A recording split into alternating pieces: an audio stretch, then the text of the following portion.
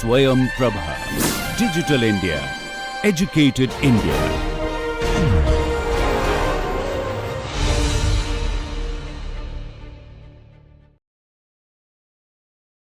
Hello, welcome back. We're going to have more acids and bases. So I am back with acids and bases. We're going to do an acid strength comparison without pKa values. Earlier we did it with pKa values, but now we're going to do it without it. Let's say you forgot your table. What do?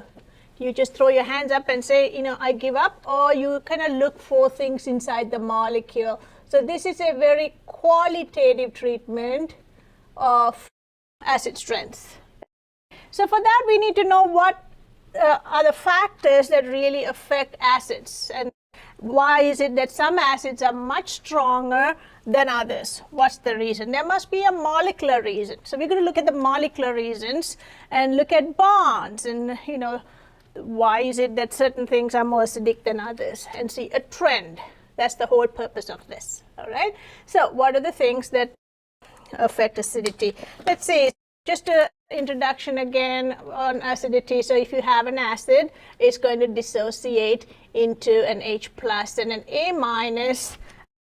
Proton donors are acids, and this happens in the presence of water. So the water literally picks up a proton and then becomes H3O plus. And in the meanwhile, the conjugate base is spit out. Now, what does the acid strength depend on all of these molecules? If you have A minus that's very stable, let's say, then your equilibrium would tend to shift towards the most stable molecule because that's thermodynamically more favored. So your delta H is going to be a lot more negative if you have an A minus that's more stable. If this is more stable, equilibrium will shift to the right. So that's what we are going to talk about. If A minus is more stable or very stable,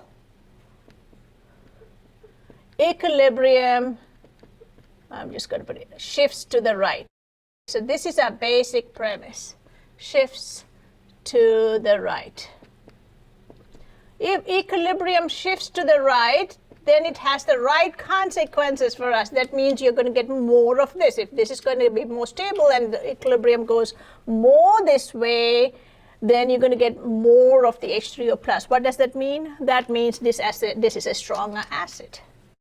So A minus stability literally kind of predicts or determines the Ka of this equilibrium. You may think, oh, HA is the one, but when you look at HA, it's hard to see why. But when you look at the A minus, it's a lot easier to then theorize or hypothesize why the equilibrium will shift to the right. That means if the equilibrium shifts to the right, you're going to get more of H3O plus. What does that mean? That means HA is a stronger acid. So everything hinges on the A minus stability. So acid strength, when we say acid strength, we mean of obviously HA, is proportional to the A minus stability.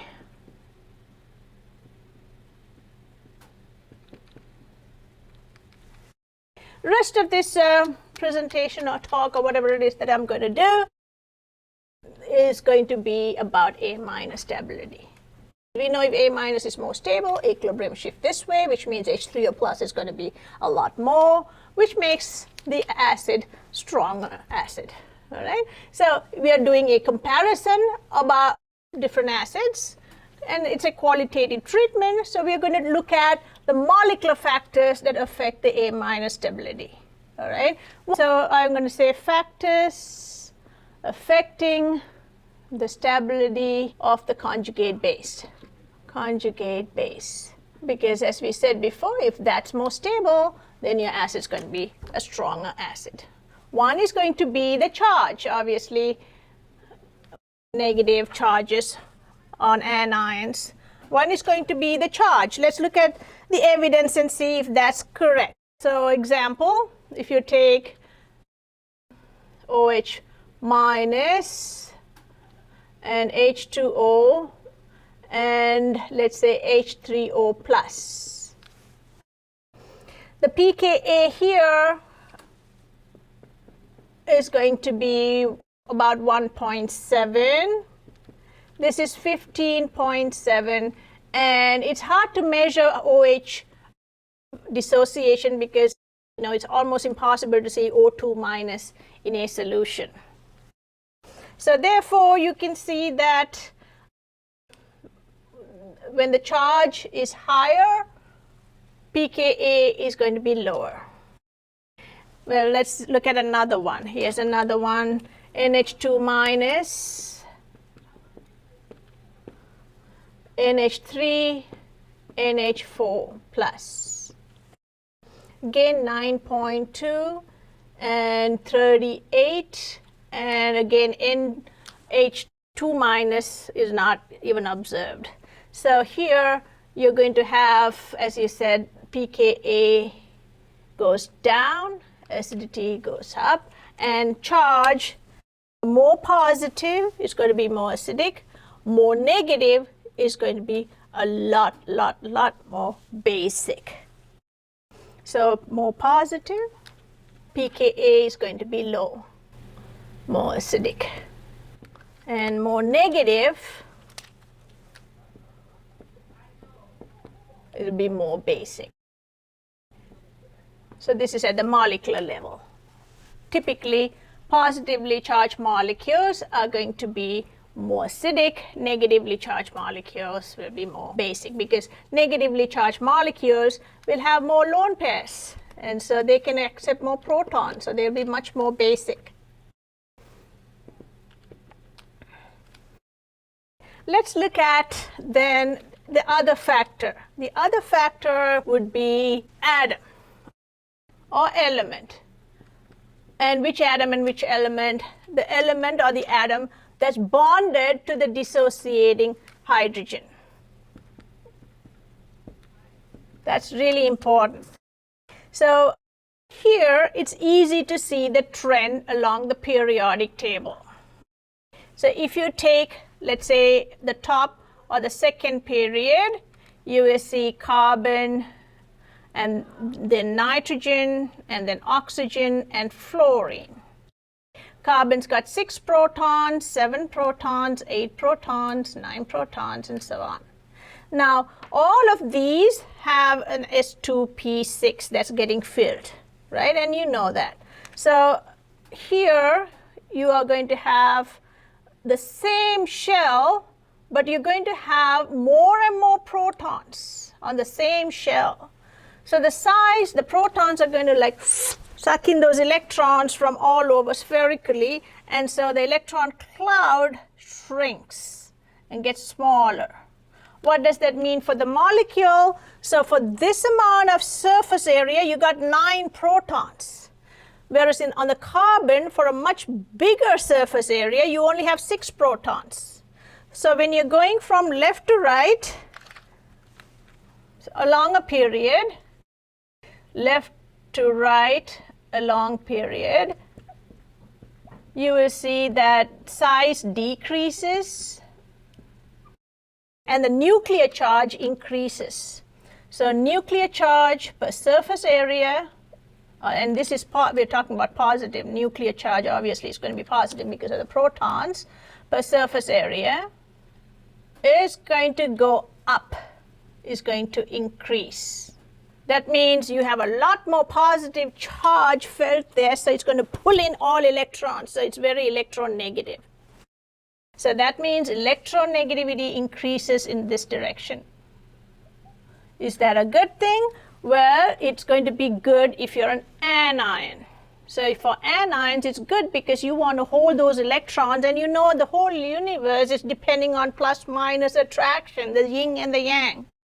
So the more plus and minus you have, the more energy you will release and the more stable you become, right? So therefore, when the conjugate base stability increases, A minus stability increases, acid strength increases. Conjugate base stability increases. So therefore A minus concentration increases, then that means H plus as a consequence would increase. That means, what does that spell out for us? Means HA is a stronger acid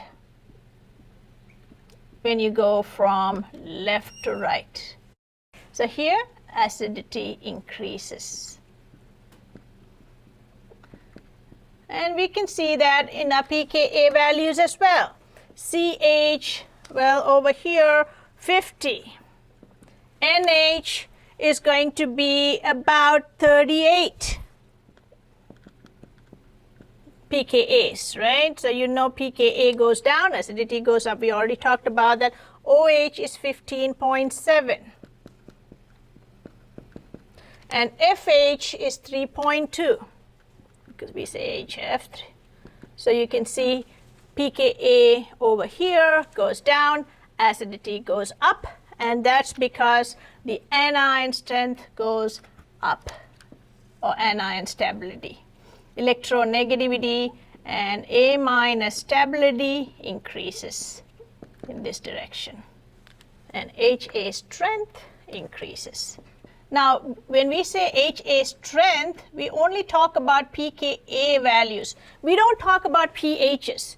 pH is just a negative log of the concentration. So it depends, what does it depend on? It depends basically on how much water you have.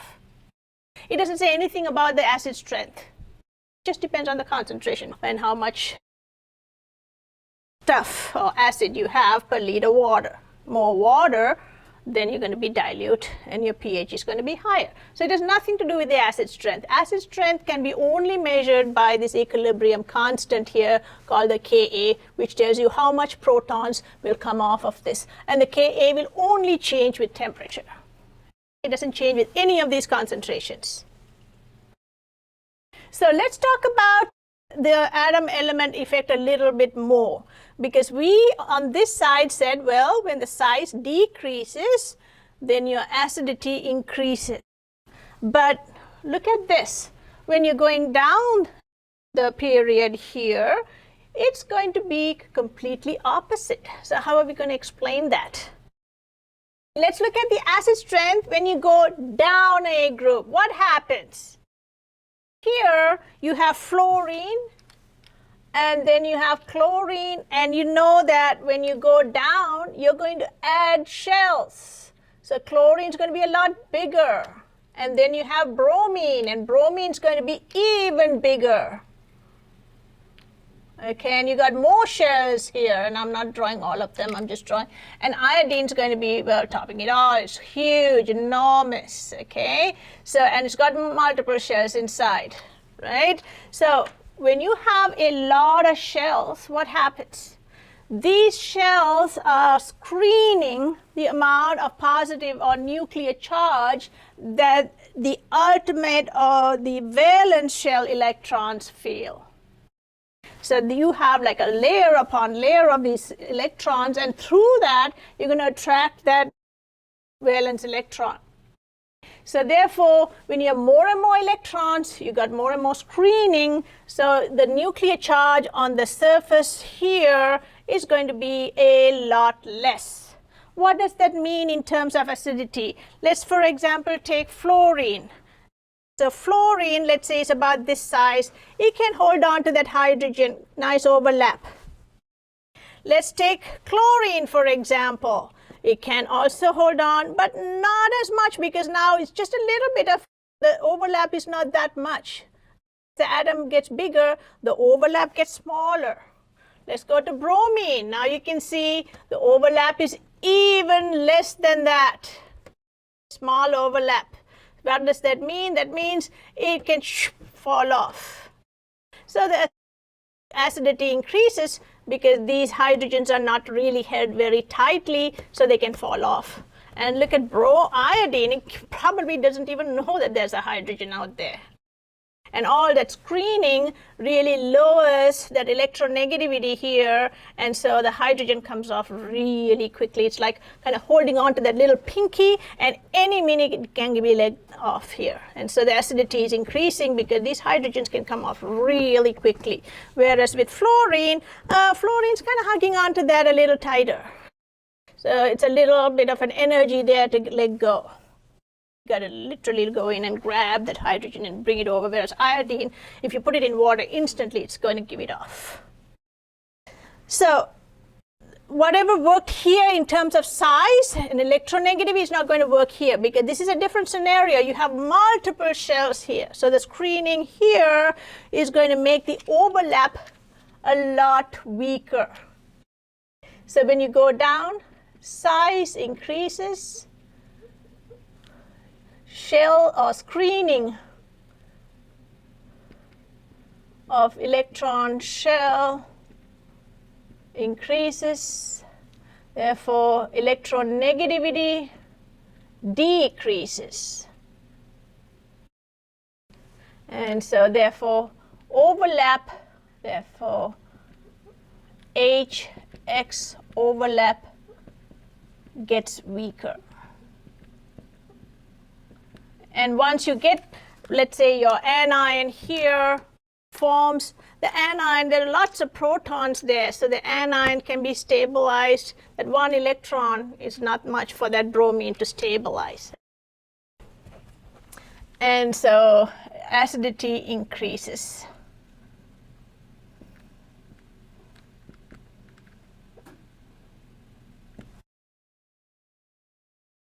That's the reasoning for this going down. It's going to increase. Let's look at the numbers here. 3.2 pKa's. Does that justify that? HCl minus 7, huge leap with the size. Minus 9 and minus 10. So Ka is going to be about 10 to the minus 3, 10 to the 7, 10 to the 9, and 10 to the 10. This is like billion, more than a billion, trillion times stronger than this. So it's huge differences because of the size. And you can see the same thing with OH and SH. Here SH is 9.5, OH is 15.7. And I'm going to draw it like this. This is 9.5, 15.7. So going left to right, acidity always increases. Top to bottom also acidity increases, which means basicity will go in the opposite direction. It go this way and this way. This is basicity and this is acidity. So I'm going to write that down. Acidity goes like this. And basicity goes like this. Because we talked about it earlier, when Ka is high, Kb is down. That's our reasoning for that, because the overlap gets weaker and weaker and the protons fall off. And so acidity increases as size of anion increases.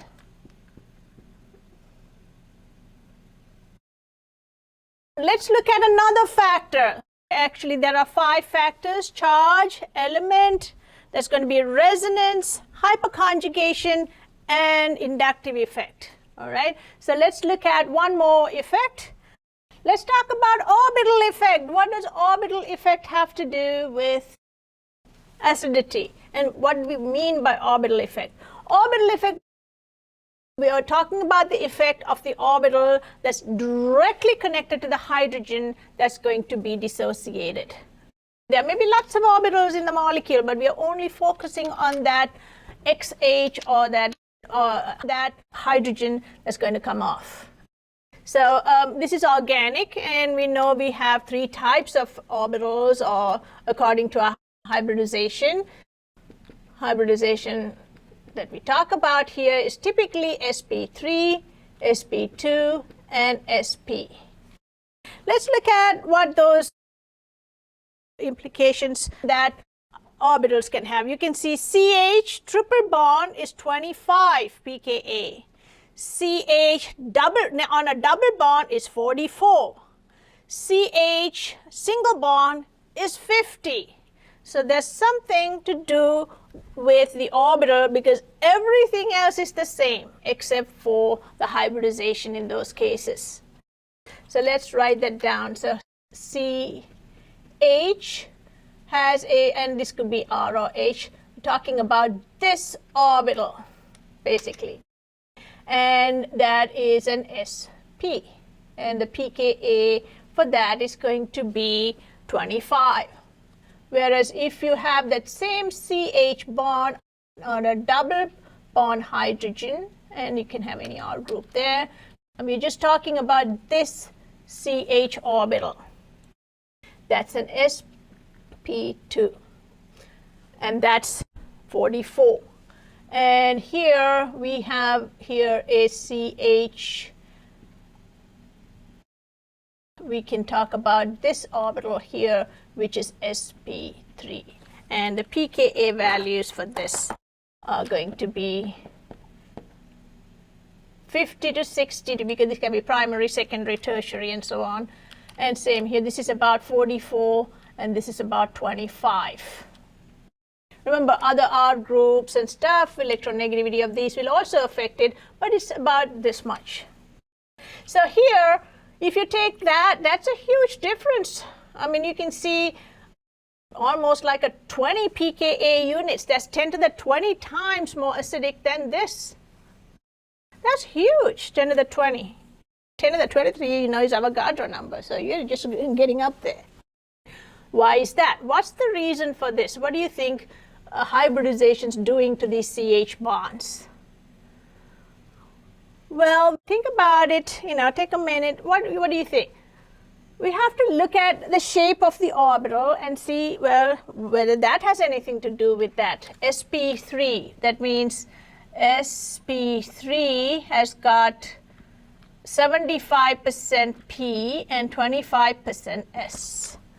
sp2 is going to be about 33% and 66% P. And here's an sp, kind of a rounded off orbital because you're having 50% S and 50% P.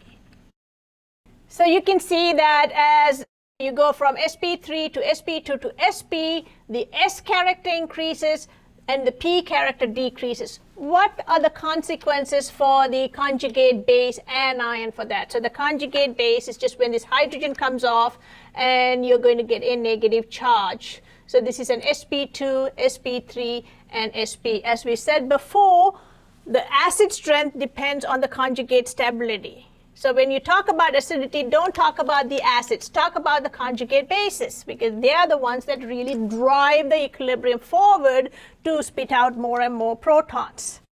So here, going from sp3, as the S character increases of the hybrid orbital really, the stability of the anion increases. Why is that? Why does the stability of the anion increase? Because spherical orbitals are closer to the nuclei.